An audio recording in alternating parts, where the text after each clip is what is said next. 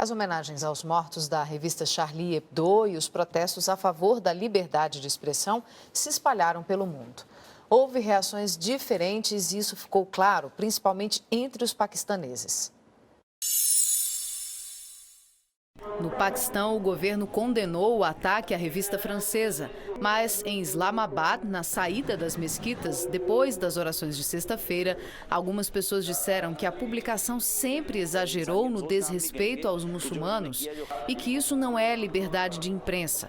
Este homem chegou a afirmar que quem zomba dessa forma do Islã e do profeta Maomé merece mesmo ser punido. Em Beirute, capital do Líbano, o líder do grupo xiita Hezbollah, Said Hassan Nasrallah, condenou o ataque.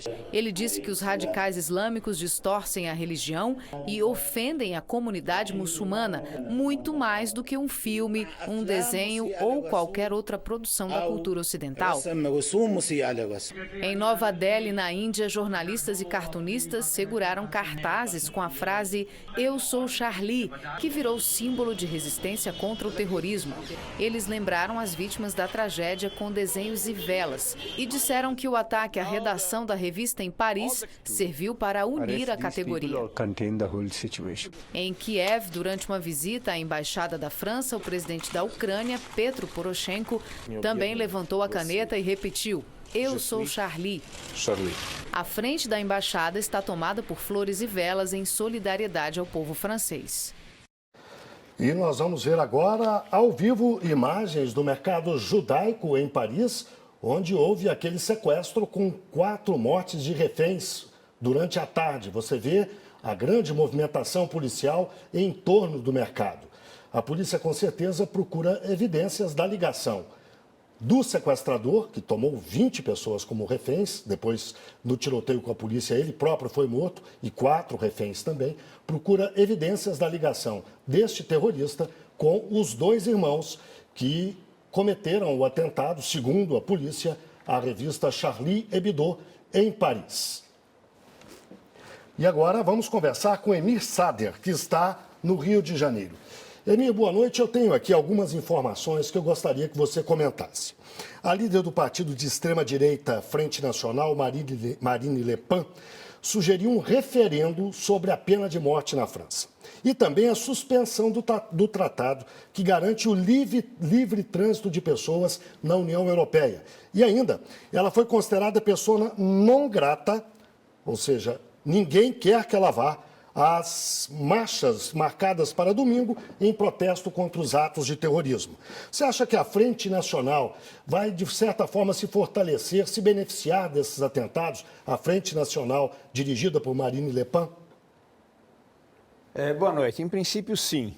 Até porque ela se diferencia do resto da liderança política francesa, que está em decadência enorme. O presidente François Hollande tem 12% de apoio. Ela tem mais do que o dobro dele.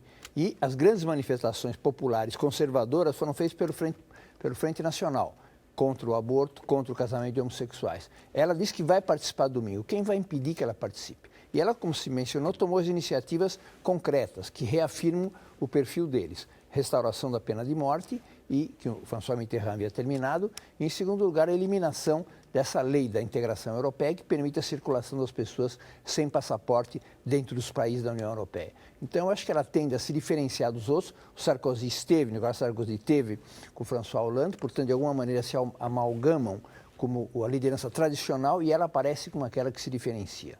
Emi, como a gente viu na reportagem, os 2 irmãos acusados de terem feito o atentado contra a revista Charlie Hebdo se dizem ligados à rede Al-Qaeda do Iêmen. O outro sequestrador, que a gente acabou de mostrar a imagem do local onde ele atuou hoje, ele diz que é fiel ao grupo Estado Islâmico. Seria, então, uma ação desses grupos, organizadas por esses grupos, ou uma ação de indivíduos, isolada?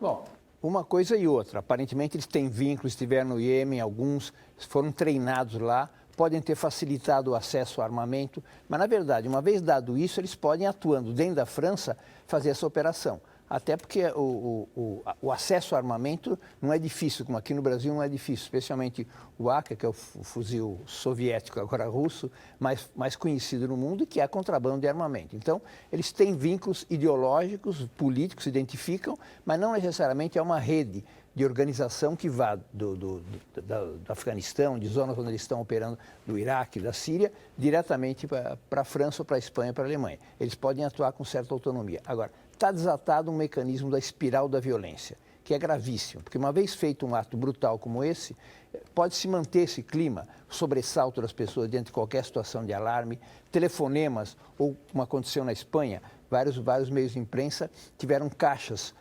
suspeitas nas redações, esvaziaram as redações. Então, infelizmente, está desatado um clima de espiral de violência que pode ser alimentado e prolongado ao longo do tempo.